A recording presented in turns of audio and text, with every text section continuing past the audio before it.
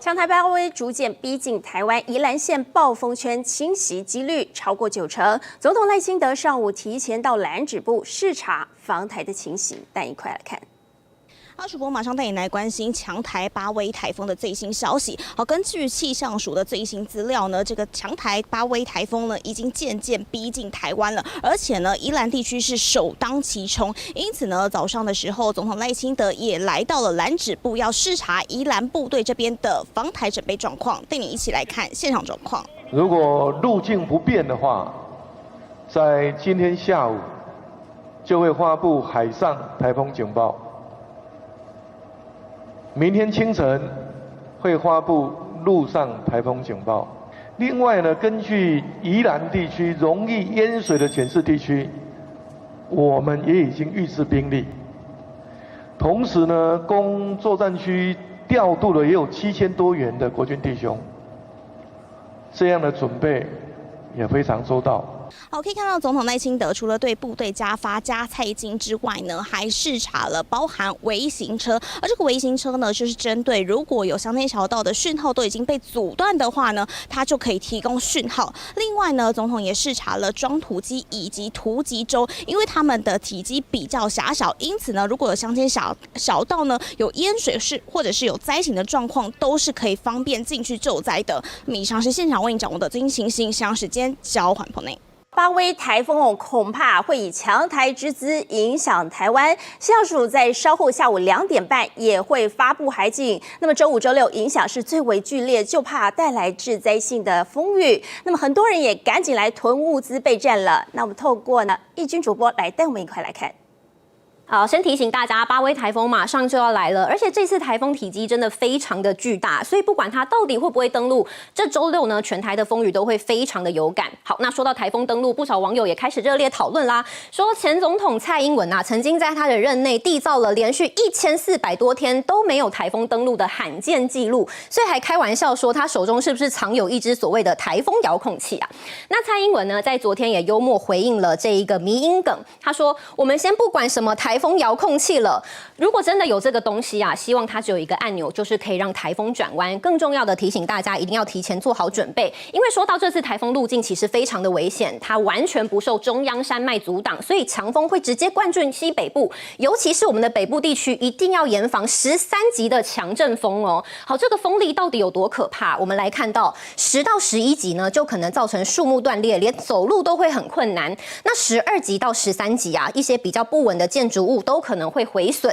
接下来14级以上，可能整个车辆都会被吹翻，所以防台措施就非常重要啦。那讲到防台，很多人会在这个窗户贴上胶带，也就是一个 X 型，但是内政部就证实了这样的做法根本没有办法抵抗强风，反而会因为这个局部应力集中导致窗户更容易破碎，造成反效果。那到底该怎么办呢？内政部提醒大家有3招，第一个可以加装专业的防爆膜，或者是安装实体防台的百叶窗，或者是我们可以来更换强化玻璃以及坚固我们的窗框，才能真正的有效抗强风。好，那当然台风来袭这个囤积物资也是非常重要的。但是日本专家就提醒啦，比起我们这样一次性的抢货，让货架卖场被扫空，其实不是好事我们日常就应该养成所谓的滚动式囤积，也就是让家中的这个存量要维持一定足够的存量。那到底该怎么存呢？日本专家也建议大家了，每位成人呢至少一天要准备3公升的水，最好以瓶装水为主。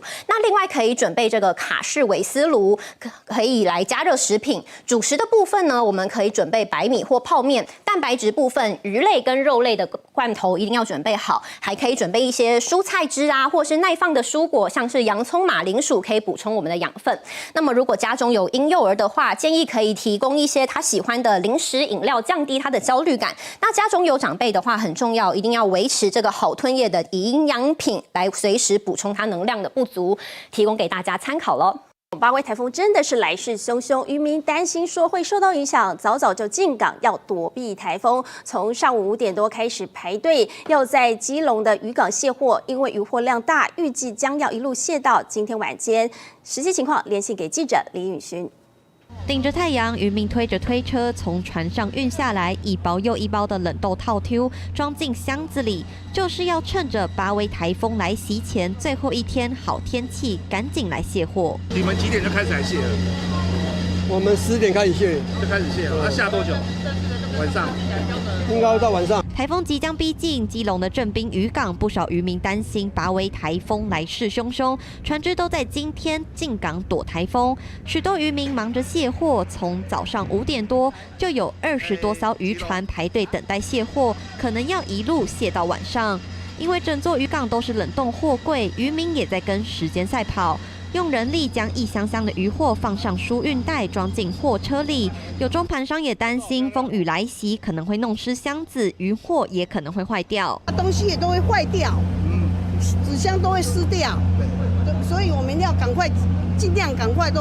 台风还没来的时候都赶快弄好。基隆渔会也表示，因为这次台风威力强大，北部的船只都在正滨渔港躲避台风，就怕巴威台风会造成更严重的灾情。好，巴威台风还没报道，已经造成沿海出现大浪，兰屿和台东丰里海边都有一波波的大浪来袭，兰屿甚至出现5米高的大浪，十分令人担心。那么摊贩担心受到波及，也赶紧撤离摊位。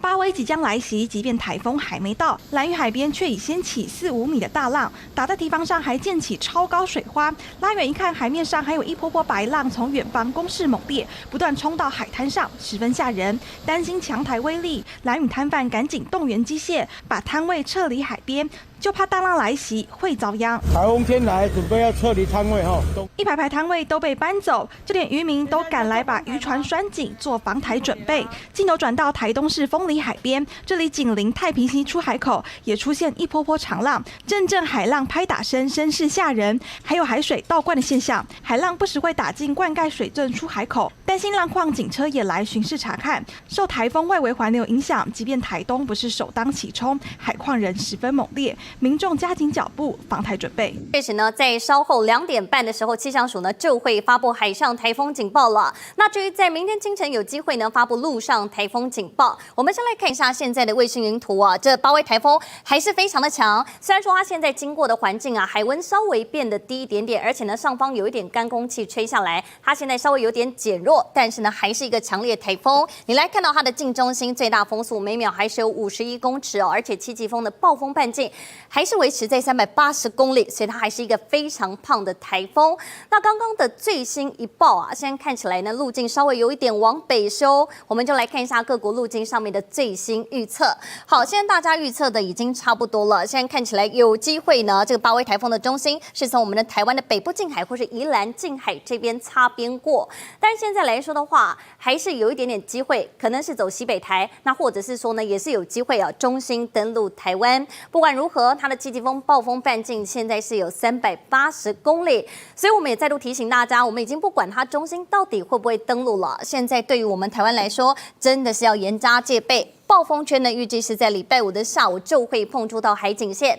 礼拜5的晚上呢就会碰触到陆地。所以气象署刚刚也有说喽，最快的话再等一下，2点半就会发布海上台风警报。那最快的话呢，在周5清晨就会发布陆上台风警报。那我们刚刚有提到有一个路径啊，非常的可怕，就是西北台啊。那为什么大家听到西北台都会特别的害怕？因为我们有一个经验，就是在2004年的艾利台风。好，你来看到当时2004年的艾利台风啊，它走的路径呢，就是通过了基隆到澎嘉屿之间的海面。现在看起来巴威台风也是有一点点这个机会。那你还记得吗？在2004年的这个艾利台风啊，当时呢是造成海水倒灌非常严重的影响，所以我们还是要特别小心。现在呢可以说是暴风雨之前的宁静，因为呢这巴威台风它把我们附近的水汽都吸干之后呢，现在各地区高温来到了36度到38度。但是我们提醒大家，沿海已经开始出现长浪了。那尤其呢在今天早上啊，我们在台东已经观测到6米左右的浪高。那另外呢，包含像是兰屿也有侦测到4米浪高，鹅銮鼻呢有将近3米左右浪高。